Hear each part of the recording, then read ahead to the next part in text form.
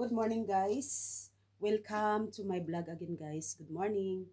So, tayo ngayon sa bintana at tayo naglilinis. Kasi guys, we have a lot to do. We have a lot to clean. So, that is why we are now here. To clean. So, medyo mababa ang ating ano. So, wag kayong magtaka guys kung medyo malaki ang ating hinaharap kasi dinagdagan lang natin siya ng, alam nyo na, yung kinakabit ba. So, para pang ano lang, di ba? Pampakulay lang ng ating, alam mo na, ating vlog. So, ngayon tayo dito ay papatong kasi maliit tayo, so kailangan natin pumatong. Wag naman sanang magiba yung pinapatungan natin. So, ito, napapansin niyo itong isang, ito na pinapatungan ko ng kunti lang, na pa-slight lang. Ito ay heater, no? Kasi dito is winter. Kaya instead na aircon yung ginagamit, dito naman is baliktad. Heater ang ginagamit.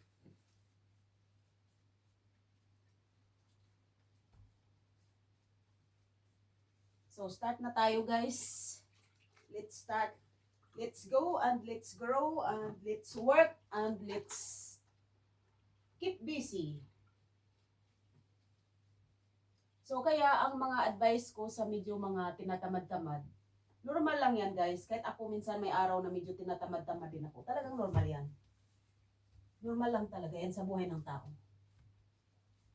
Pero, dito na tayo guys. Pero, kasi nga naman habang nagtatrabaho, siyempre, kailangan din nating may kausap. So, mabuti na lang, ang uso na ngayon is FB at saka si TikTok. Si TikTok na lang para saka YT. So, kahit pa paano meron tayong kausap. Kayo yun guys. Kayo yung kausap namin. Kasi, alam nyo, napakaswerte natin ngayon kasi kahit nasa abroad kami nakatira or yung ibang mga OFW around the world, at least meron na tayong kasamang kausap. Kumbaga hindi na tayo nalulungkot ng kagaya dati na susulat ka pa ng napakahaba-haba para lang ma-communicate yung ating buong pamilya. So ngayon, at least meron ng social media, so kumbaga sobrang laking tulong na sa kalungkutan, sa homesick na hindi tayo ma-homesick. Sobrang laking tulong talaga guys. Kasi alam nyo, year 2000 ako dumating dito, year 2000 February. 26 years na ako sa abroad. Sa totoo lang, ang unang 5 taon until 7 years talagang nalulungkot pa din ako. Kahit ngayon, minsan dumadaan pa rin sa isip natin na nalulungkot tayo. Kasi siyempre, dumating ako dito sa abroad, 27 years old na ako eh. Siyempre, yung ating mga magulang, ang ating mga kapatid, at lahat ng mga kamag-anak natin at kaibigan, is namimiss natin yun, kahit ano pang gawin natin. Talagang hindi maiwasan yun, yung mga best friends natin, yung mga kapitbahay nating sismusa, ayan, namimiss din natin yan. Siyempre, yung mga kamag-anak nating sismusa, namimiss din natin yan. Hindi nawawala yan. Di ba? Kaya lang kasi, minsan, ang nangyayari is kapag alam nilang nasa abroad tayo, minsan hindi na nakakalimutan din nila na napapagod din tayo. Kumbaga hindi nila minsan sabay-sabay sila manghiram sa iyo, sabay-sabay sila manghingi, hindi natin 'yun siyempre laging kaya dahil natural ang buhay natin dito kagaya ngayon nakikita niyo naman, kahit kalabaw, di ba? So kailangan eh. So sayo na lang tayo dito. Hawak mo ang bit, hawak mo ang bit sa gabing ito. La la la, naku, naku, naku. Delikado dito. Na, hawak mo ang bit. Ganun. Gandahan lang. Hawak mo ang bit. Na, na, na, na, na. ang ating extension. Pinatong ko lang yan eh, alam nyo na.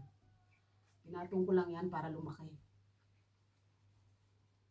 Para naman maganda tingnan, di ba? Para pang kulay ng ating vlog. So, grabe itong bintanang ito, grabe. Dumi.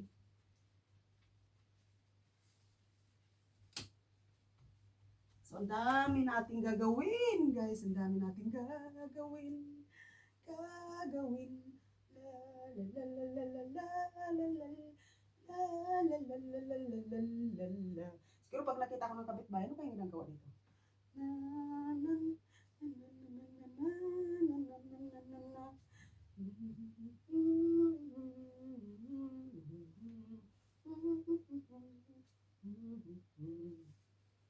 So, yan. Pampakulay lang ng ating vlog. Siyempre guys, alam niyo na, diba? Pampakulay ng ating video.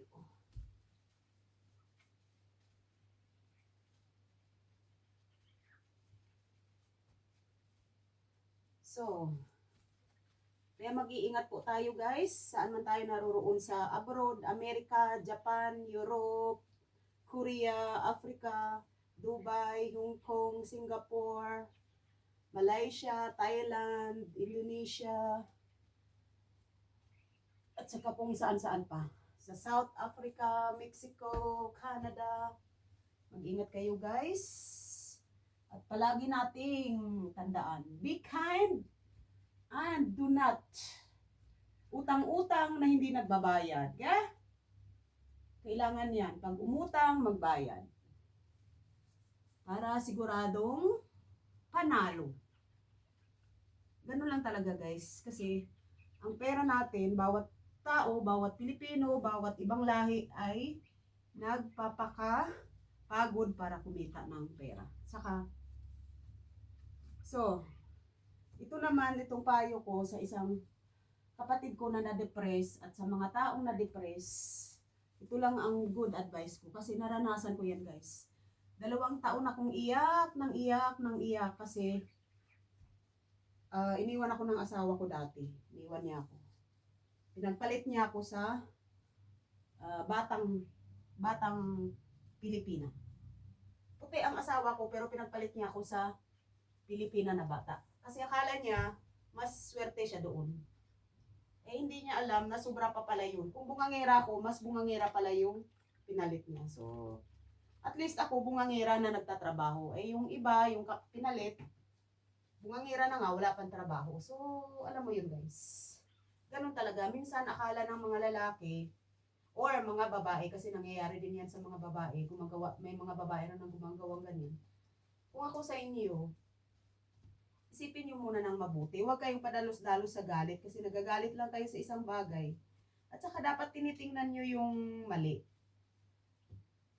Na, bakit may mali? Kasi may dahilan. Tingnan nyo yung mali, pero mas tingnan niyo yung kabutihan. Yun yung importante doon. Dapat yung kabutihan ang lagi nyong tingnan. Kasi pag kung nag-concentrate lang tayo dun sa mali ng isang tao, wala na. Talagang ang solusyon nun iiwanan mo na lang. So, pangit yung ganun. Dapat tinitingnan muna natin yung mabuti kung anong nagawa ng isang tao sa kabutihan. Marami na akong alam na ganyan guys. Iniwan nila yung asawa nila kasi naghanap sila ng mas mabuti. So, after 2 taon, naghiwalay din. After 3 years, naghiwalay din. Kasi, ganun talaga yung minsan, dinadaan lang natin sa galit kasi yung ating isip. So, maghanap agad tayo ng partner kasi akala natin yun na yung yung pinaka-mabuti pero hindi pala.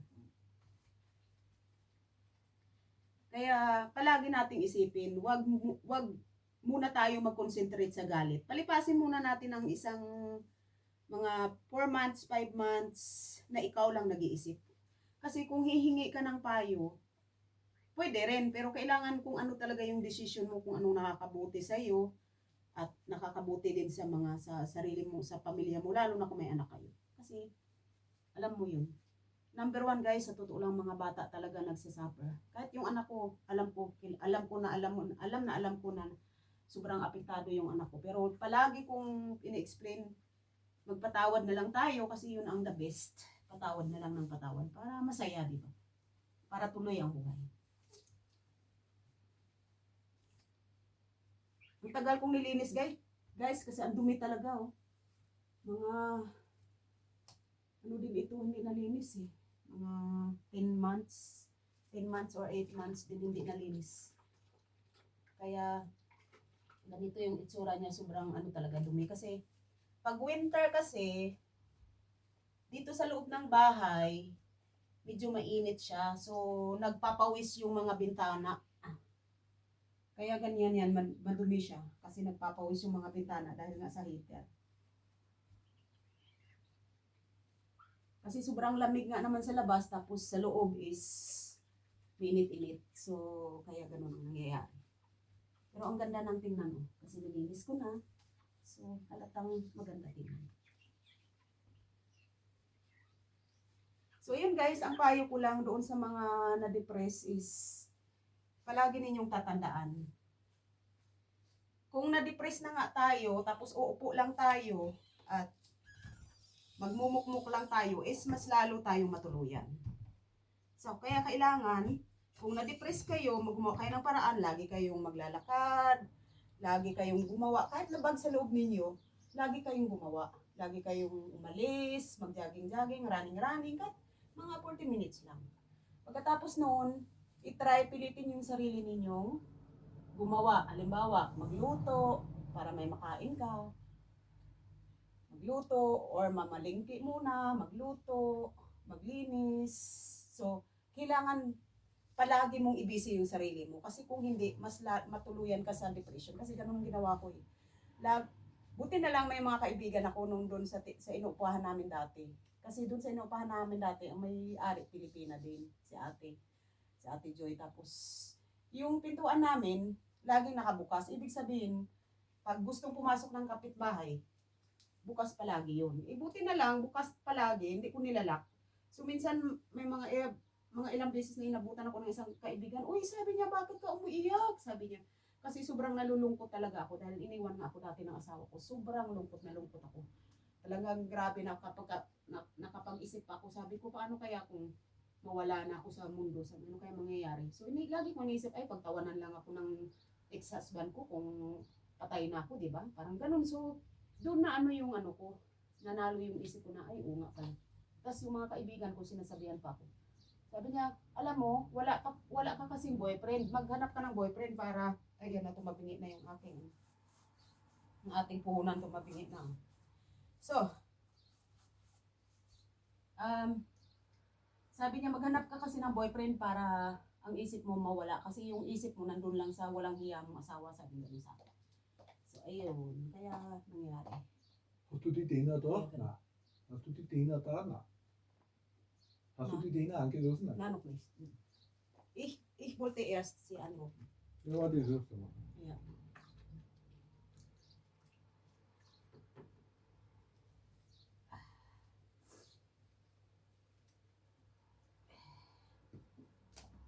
Kaya yun ang hirap talaga ng buhay, guys. Pagka iniwan tayo ng mga mahal natin sa buhay. Pero sige lang. Hindi naman